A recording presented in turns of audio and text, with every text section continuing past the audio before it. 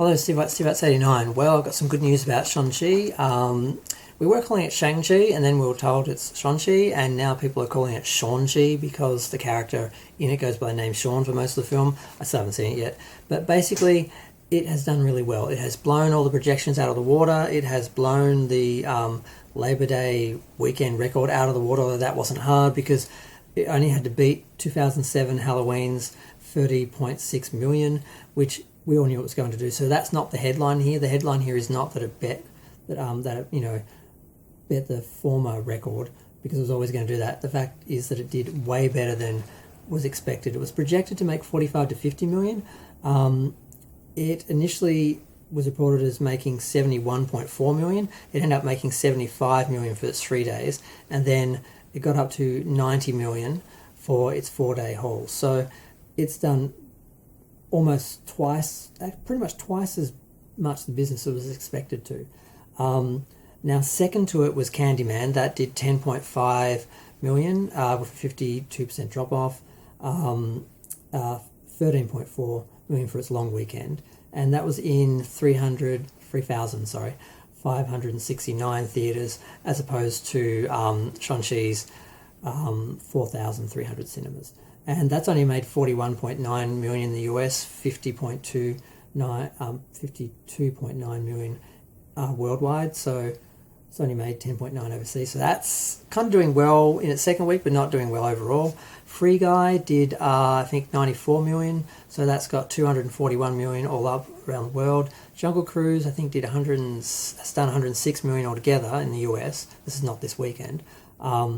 And 86 worldwide, so it's done 193.8 worldwide. So these films are doing okay, but but they're sort of underperforming. Certainly Jungle Cruise has. I think Free Guy surprised a few people, and Candyman wasn't expected to be big, but this has done really well, and I'm just so happy because it got so much crap. It was not promoted well by Disney. They seem to be literally experimenting with the film by just dropping it without the streaming release as well. It wasn't day and date. It was just in theaters, 45 days. Let's just see how that does. And one of the Bobs in Disney actually dared to actually say that they were experimenting with it, which is just a very racist view of how little they valued this film. Like, let's just experiment with the token Asian superhero. We'll just see how he does. We'll put him in that position, and then we'll let that work out how we then treat our more important films later on. That was sort of the way that was delivered, and Simu Liu was not happy with that, and he spoke out about that, and he said, we are not an experiment, and we will make this film a hit. People will come out and support this, and they have. So I'm really happy that it went that way, because considering how much effort they're putting into the Eternals, and how much attention they weren't giving this, and also the whole leaked Spider-Man No Way Home trailer, which of course took a lot of thunder from Shang-Chi's momentum. It could have gone a lot worse. I was kind of expecting it to not do this well. I'm really happy that it's done this well. And it's been really funny to hear the usual suspects slagging off the film and trying to explain away its success. I listened to Midnight's Edge for about an hour and 20 minutes, their live cast the other night, and they were spinning in circles trying to explain how this film is not a hit. It's not a hit. It did not do well. It can't.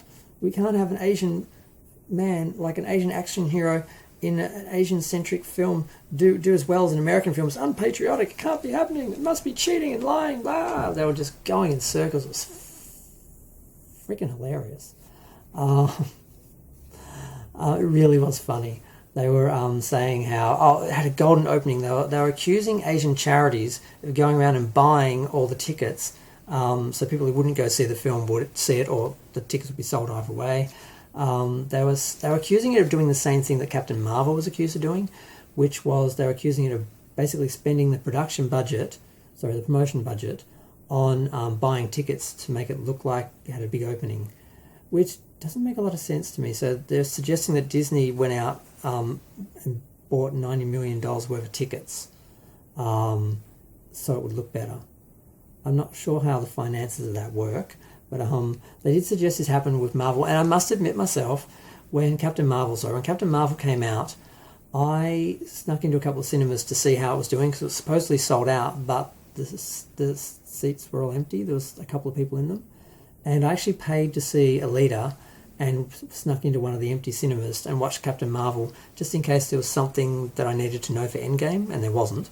That was the marketing ploy.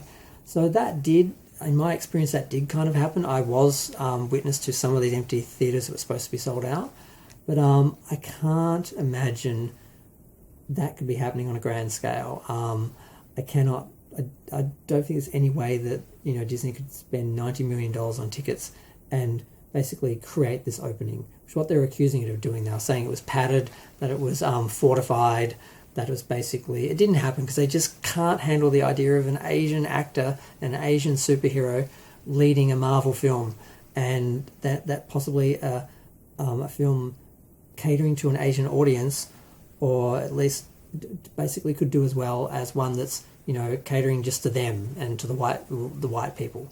So, and I'm not saying it does in the sense that it's not like white people can't watch the film and only Asian people would want to watch it, or that it's marketed just towards them or anything.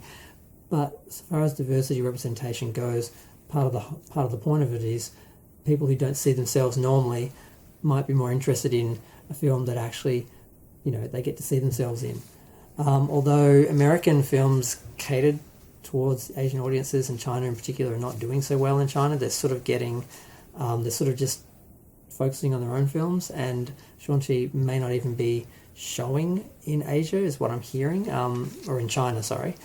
I'm not sure if that's a rumour, or if they just haven't scheduled it yet, or if it's actually not going to show. I've heard it's not going to screen there. They have issues with it or something. All these nasty rumours that all the Asian people were saying Simu Liu was too ugly to be an action star and all this sort of stuff, and this is what Western people think Asian people look like or act like or something, and there's a lot of politics and drama happening, but it didn't affect the box office, whether it's true or not, whether it's coming from Asian people or whether it's coming from white people, or whether it's created by white supremacists to take the blame from them to put it on Asian people. I don't know, there's a lot of drama and politics and rubbish happening, but it didn't affect the box office. It made 90 million, and supposedly it's going to do well because it doesn't have day and date, because it doesn't have the pirating issues that you normally get through having on streaming as well. People can't just stay home and have the whole family watch it and just pay for one subscription.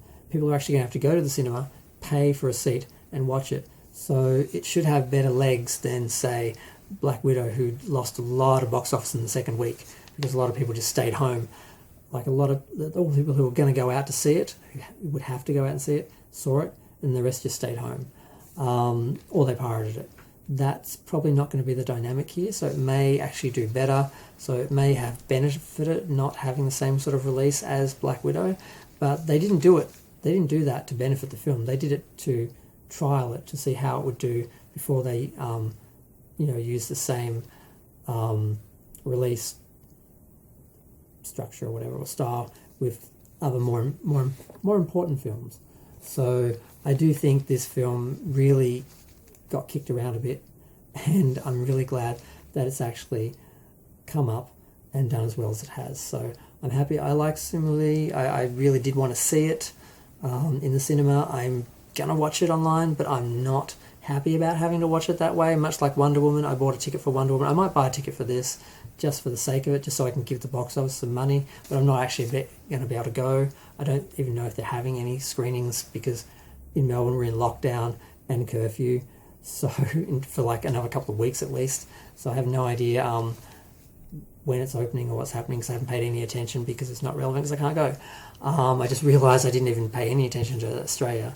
But in America it's doing well. In the world overall, the world is open, it's doing well. And I'm just really happy, and I'm just glad that all the people who were trashing it were wrong. And it really was funny to listen to the Midnight's Edge guys spinning in circles, trying to and so outraged that this is all accounting, it's all fake, it's all, they're tricking us, they're fooling us, and I'm like, God, they just can't handle the idea of a Marvel action film with an Asian superhero doing well. They just couldn't handle it. And it was just so funny to hear the rage and the frustration and just the spinning in circles like little tops, like trying to make it not exist. And they just couldn't because the numbers are there. 90 million. Eat it. I'm going to go. Feel free to share, like, comment, subscribe. Let me know what you think. I hope I didn't forget anything. There's a lot of numbers. Yeah, a lot of numbers, a lot of things I meant to point out, a lot of notes. I think I forgot a couple of things, but I'm not doing this again because I did the video once before and it was too long and I tried to shorten it down and I don't know. But I'm just happy. It's done well. I'm looking forward to seeing it. I know I'm going to enjoy it. I hope other people see it. I'm going to go. Thanks. Bye.